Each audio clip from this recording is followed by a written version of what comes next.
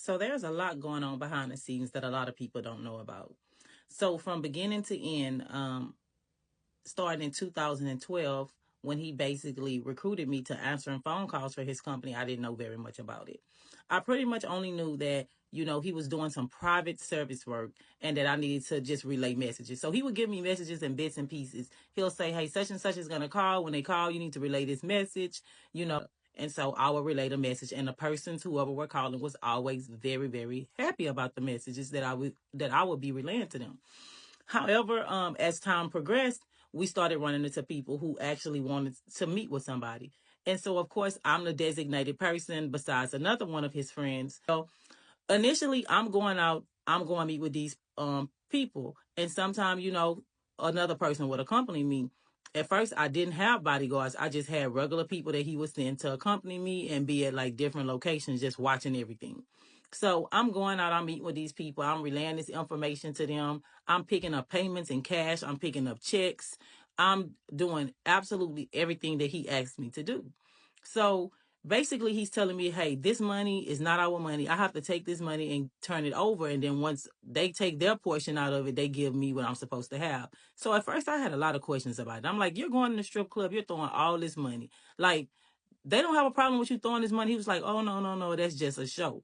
Well, soon I found out it's not a show. He's actually literally throwing his money, especially when the $2.5 million is down to $500,000 now. And I'm trying to figure out, like, where the hell did this money go? Because there was millions in the bank and it was nothing but money coming in. So now I understand that he's lying.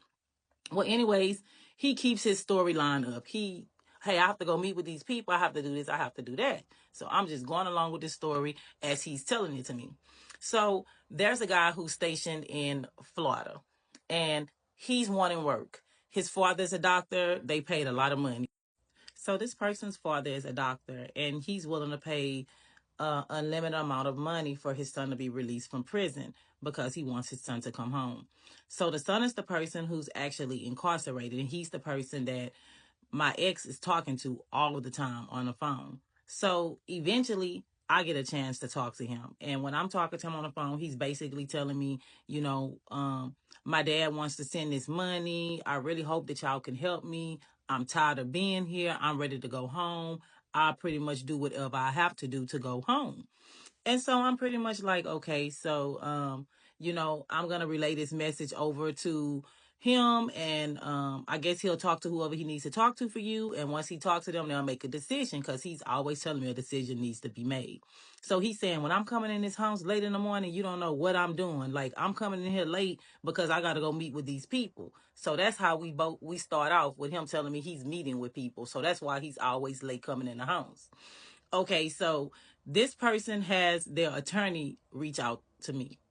I'm speaking with this attorney over the phone. I'm telling this attorney, this is a consulting firm. I cannot guarantee anything. It all depends on the United States government if they're going to allow him to be able to have work done.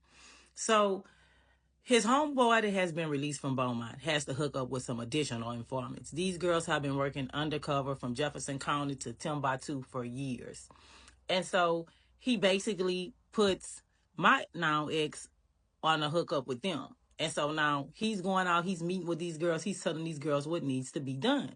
And so basically these girls are all in, they're all for it. And so I get a chance to speak to them. And they're basically telling me about all the work they've done and all the people that they've sent to prison or whatever, and how they're like really, really good informants.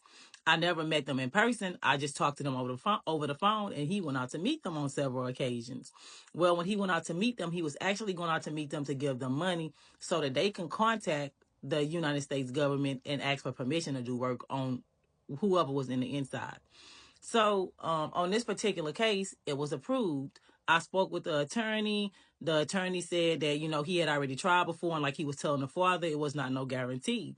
So initially, we end up getting the girls in contact with the United States attorney. And when the USA spoke to the girls, he basically relayed a message to them, and then they called and relayed the message to me. That all he needed from the guy was some guy name. And so the guy already knew what the United States attorney was talking about, because he has specific directions that if this was not the name that he was looking for, it would be no help for him. Well, the guy relayed the message back to me. He gave me a name. I contact these females. I'm like, hey, here's the name. So once the USA speaks to these ladies and they give this name, they're wanting to know now, hey, when y'all gonna come down? That's the name that we wanted. That's who we want. And so basically they're calling back saying, hey, we need to make arrangement with them to go out there, but we need to talk to our boss. And so when they were talking to me, they slipped up and they said their boss name, who was a DEA agent that used to work in the Eastern District that was now in the Mississippi region. So he goes out again, he's paying these girls. All of a sudden the phone is ringing and it's some DEA agents, and these DEA agents are calling from Florida and they're waiting for these girls to come because they say we've approved these girls, we already looked up their track record, we need them down here on this case.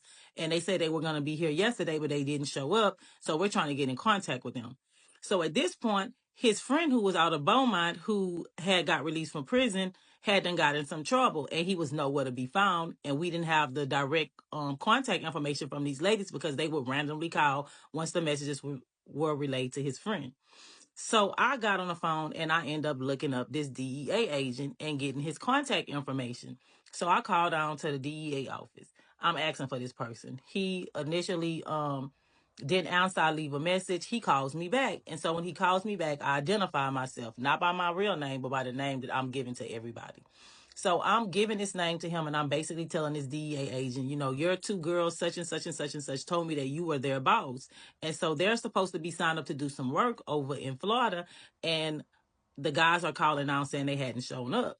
And so he said, okay, well, give me a second. Let me get in touch with him. He asked for my name again. And I'm telling him, he's like, okay, so I'm going to call them and give them your information. And if they know you, they'll call you back. Well, they absolutely called me back. So the girls called me back and they're basically saying, you know, yeah, we're getting ready to go out there. We're going to go out there and do this work. So again, he go and meet with these ladies. He pretty much give them money and they're supposed to be heading out to Florida to start doing this work. So that was the impression that, you know, at that time that we were under for that case. Okay, so time is progressing. There's more people calling. I mean, the phone is like hotline bling. Like, I could not believe that so many people would call every day, all day long with information and wanting to get out. It's so many people, top tier drug lords from out of this country, people from all over the country, period, calling, trying to get work done. So at this time, I'm starting to feel like, hey, this is overwhelming. Like, you know, it's too many people calling that you don't know who these people are that's calling. And so basically he's like, yeah, just take the messages. He'll get back with them. So he would do a lot of this talking with these people. And he was a great talker. Like, he could get on the phone with these people. He's talking to them so professional and everything. They're so happy. Like, they're loving him. When they're calling on the phone, they don't even really want to talk to me. They want to talk to him because he's the man.